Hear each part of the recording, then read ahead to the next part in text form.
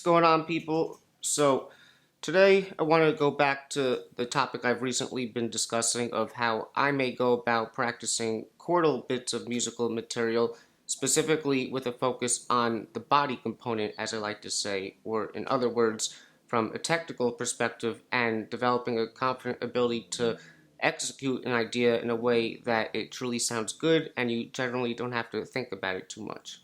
I already went through the basic process for how I'll do this in episode 81 if you haven't seen it and you want to check it out, but I wanted to show you guys another example of something like this and demonstrate actually practicing through this thoroughly in a more complete manner so that you could literally see exactly the same thing that I would be doing if I was going to be practicing this in my own time for my own practice, so you don't miss anything and you get more of a complete understanding. And as I go through this, I'm going to, of course, point out some things that I may be thinking about or noticing, and maybe show you some little musical ideas that naturally seem to reveal themselves to me just by putting this example through the ringer of this exercise, alright? So all of this should hopefully, give you more of a feel of all the things that I'm potentially getting out of doing this kind of work. And in addition to this, the other main thing that I want to highlight today with this example is the idea of really exploring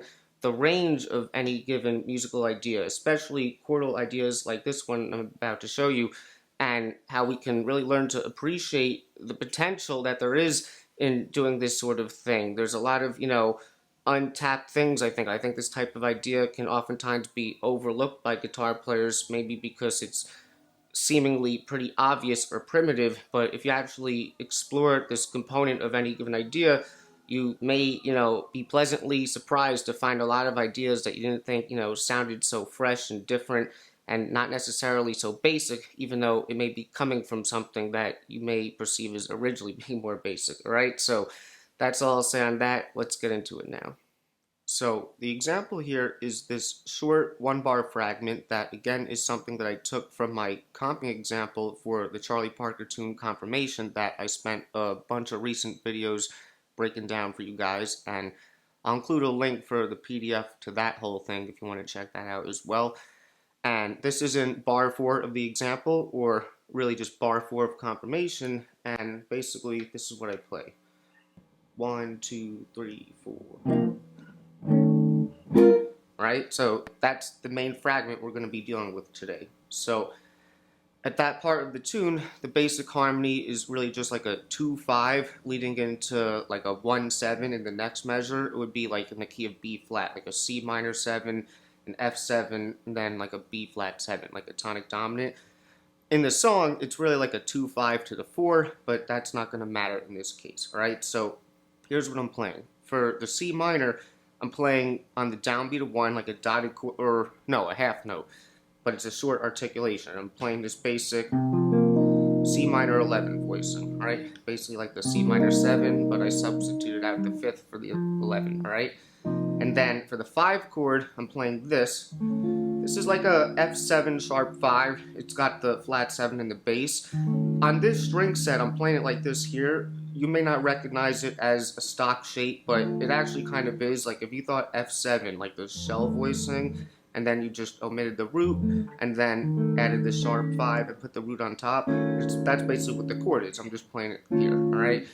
And that's a dotted quarter note, and that will be a long articulation, so it's like 1, 2, 3, 4. And then on the and of 4, I'm playing this, and that's for my B flat 7. Technically, that's an anticipation of the harmony in the next measure, but we can do that there to give it a little bit of push. And what I'm playing is this chord I've been talking about a lot lately, but D minor 7 flat 5 with basically a B flat on top. It's like a B flat 9. Like if you added that note to the D half diminished, that's basically like your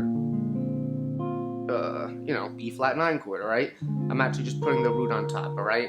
That's for the purpose of the melody in the example, alright? So there it is, 1, 2, 3, 4. Alright, so I just want to take this idea. This is a device that I could use as like a short 2-5 to like a tonic dominant and practice it all over the guitar and see what I can get out of it. So in episode 81, I explained how the general process is I'm basically just going to move it up and down the fretboard but also try to move the idea across different string sets as best as I can and see what's actually viable.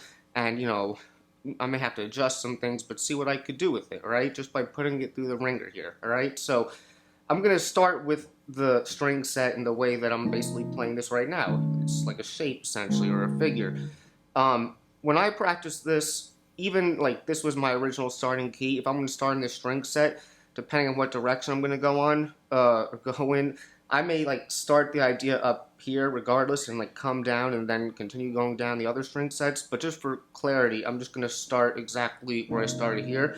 And I'm going to start by moving the idea upwards, just in half steps. So if we started with, alright, next one would be, alright. Now, I've done this already, so I'm familiar with it, but, when you first start doing it, the first 1 or 2 times you move it around, your brain is sort of like figuring out like what is the sort of pattern or the muscle memory in order to get this. And the type of things I'm talking about there would be things like, in order to sort of fluently pick this out quickly, like say I go back to the original key, I'll notice for the way I'm playing these shapes, wherever my bass note or the root note is in this case of the first voicing, the second chord, the bass note, is a minor third up from that, alright? And visually seeing that relationship makes it so much easier to just grab these chords quickly and know that they're going to be in the right position and key and all that, right? So the only way you start to internalize that type of thing is literally by moving it up and down and figuring out like what's the pattern here, technically speaking, right? And then from there, the other chord is the bass note. I move down a half step from there, all right? So continue moving it up.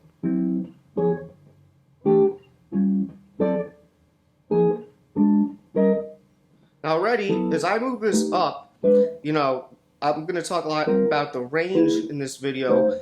A lot of times when I find a lot of cool things just by exploring the range of an idea, for me, I like a lot of the things that I find when I kind of move the ideas more like lower in the low end, which you'll see in a little bit. But for this example here, even as I move this little thing higher up, compared to where we started, same idea, up a fourth, that has like a different feel to me. It almost seems like I'm using different chords. If I go up higher, let me do it again. Right? Especially with that extra note there. Right? You get the idea? But just literally taking stock stuff and moving it around. Alright? Now, depending on the idea, I could move this across string sets in either direction, but in this case, because the original idea and string set that I used, the highest string that I was using in any given voicing was already the high E string in the last one, when I go 1, 2, 3, 4, right here. Because I already have a chord that has a note on this string, if I was going to move this, up to the next string set, you would really have to kind of omit that top note. And normally that's not something that I'm trying to do because, the top note of any given chordal idea is really the main sort of melodic note that's defining why these voicings sound good together in the first place. Doesn't mean you can't do it, but for this one, I just don't think I really need to do this. I think this is like sort of the top string set, so I'm not going to do that. So what we'll do now is we'll move them down the other way across the other string sets. Alright, so let's go back to the original idea. 1, 2, 3, 4. Alright, so I can move that down a little bit, but I don't need to. Either way, if you're going to start to move it to the next string set, you're going to have to transfer the idea over and figure out what these shapes look like on this new string set. So it's a good idea to just basically start with the same key that you just had. So, if I have this first chord, okay, C minor 11. If I move that to the next string set where I start in a low E, it's going to look like that, alright? And let me just also point out, because I didn't say it, I'm going to make a PDF that basically shows like the same idea moved around in all the string sets, exactly what I'm showing you here in this video. If anyone wants to check it out, this way, there's no confusion. The music will literally tell you what to play, and as you go through it, you'll start to internalize the patterns, alright? So, again, this first chord looks like that on that string set, like a straight line. Now, the next one, Now keep in mind, I don't have to adjust anything yet, so that same sort of visualization technique of moving the bass note up a minor third is going to help me. This is my bass note, I can move over here. Now this chord, which looks like that over here, now the fingering is going to change, right? And this already, this is something, the way I see it, originally, like, I don't even think this is the main position. I think most people know this chord like this. That's the most stock representation of this. Not that it matters, but to me, when I get to it over here, a lot of people would probably see this and think like that's not really a stock conventional shape, but it is. We're just playing it somewhere else. There's nothing innovative about what I'm doing here, but it'll kind of show you things that you may not know as well as you think you do, and different ways of playing it, right? So from here I go to the next chord, so the bass note is going to move down a whole step or half step to this. Remember, we're playing this, alright? So again, that's basically like a half diminished chord with the extra note on top, but even without that, it's like I'm a broken record. It looks like something kind of cool and unfamiliar, but it's not, right? And I like the sound of that already, literally on that string set. I haven't even moved the range around, but just because the strings are heavier, I like that. Now check this out. Without even having to try, and also by the nature of this fingering, it's very easy to add that top note there if I wanted to, just as, something different to do. That could be part of the chord. If we already have that note on the low E string, we're basically doubling up the third of what would be like a B flat 7 chord, the way I'm using it, right? And that's a very lush sound. And yes, this is like a 6-string voicing on the guitar. It's very full. Obviously, you wouldn't want to use this in a lot of situations if you're comping or getting in people's way, but that's still a very nice sound. And even just, once I saw that, I started playing around with it. And literally, that's how I can come up with an idea like that, I know my theory about the blues and tritone sub and stuff like that. I can just move this shape around. Right, back to the 1. And then move it up at half for the 5, But, very cool sound. Kind of reminds me of like classic Coltrane quartet kind of blues thing, like something like Equinox. Or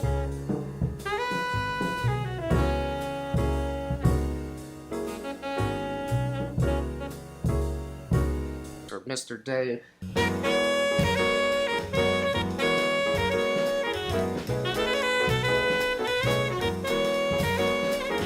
Any of those great tunes where the harmonies that McCoy Tyner are playing are, still a blues, but it's fresh sounding and it's unique, okay? So look at that. I didn't even have to try to come up with anything like that, and the ideas reveal themselves, right? So let's move this idea down now, like we've been talking about. So basically, 1, 2, 3, 4, right? I'm going half steps.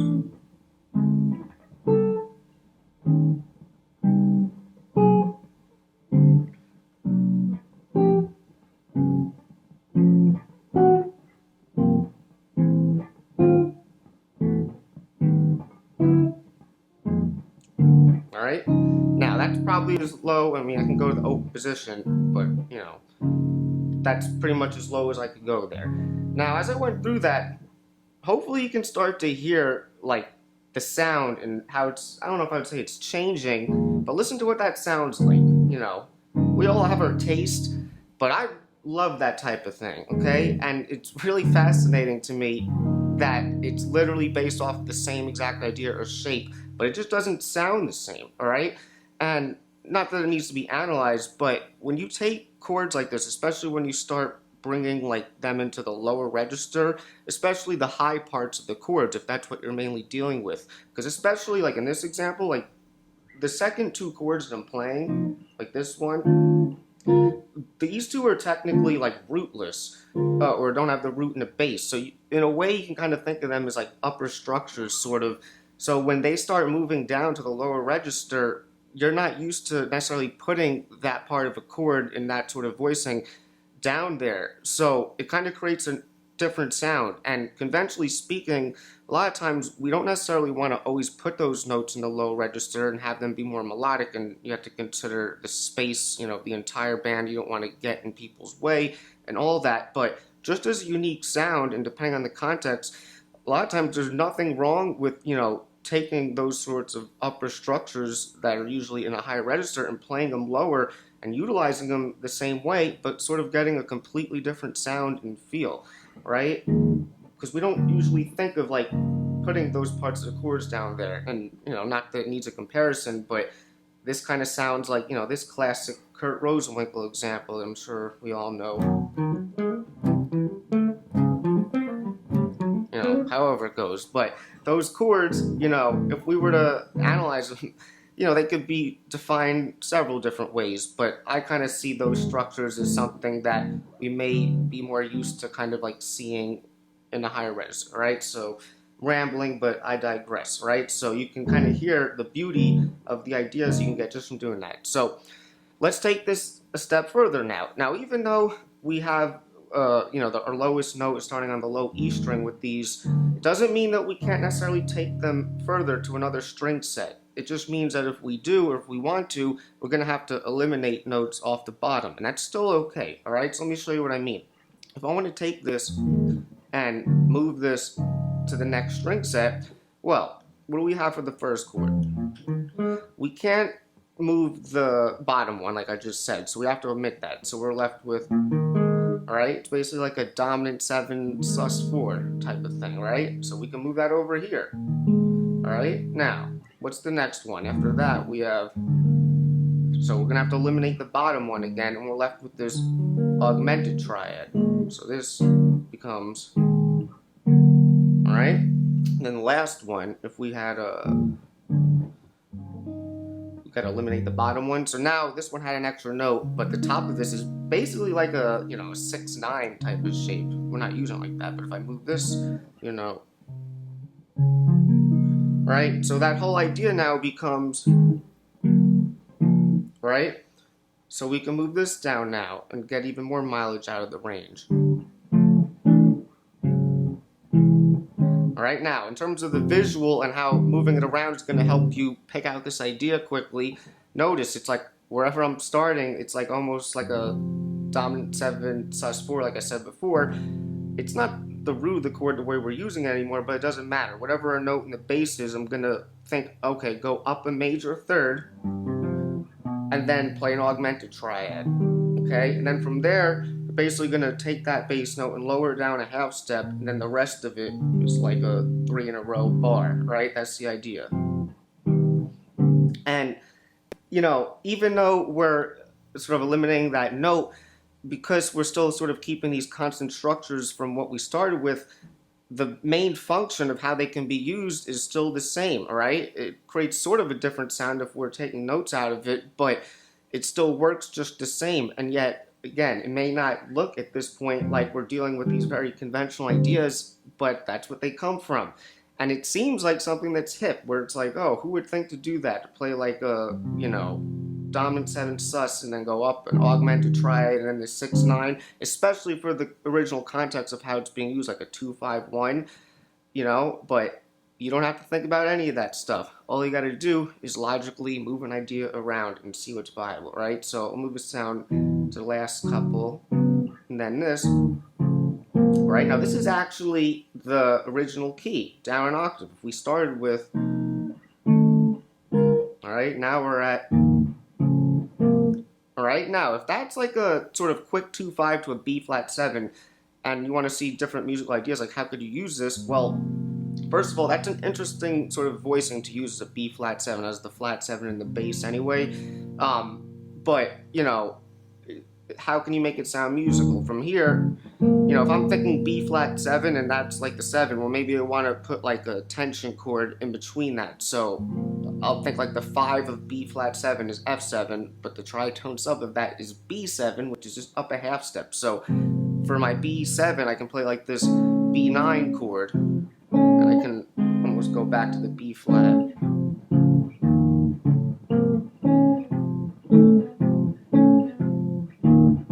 Right? You're just kind of playing around with that sound. really cool, crunchy sort of vibes for like a B flat 7, like a bluesy thing, right? And I don't know how you feel about that, but that's definitely not something that sounds like conventional or, what you hear every day and what everyone else sounds like, all right? Not trying to be unique, but, you will if you do this work, and that's always a good thing, You got to experiment. So, I guess I'm just going to leave that there today. If anyone has any questions about this or comments or anything they want to say, just put it in the comments. I'm here to help.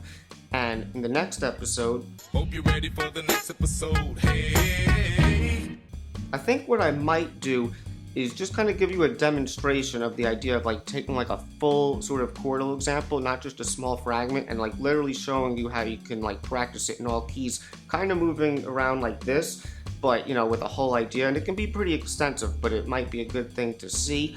I might do something else, but we'll see, because I think that could be a good thing to see as well that has to do with all this and can also be helpful.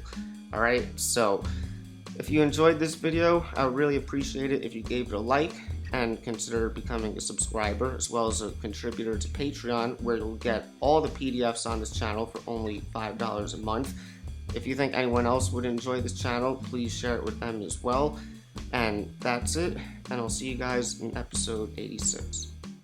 Swinging and playing the blues. That's what we about. I'm trying to help you.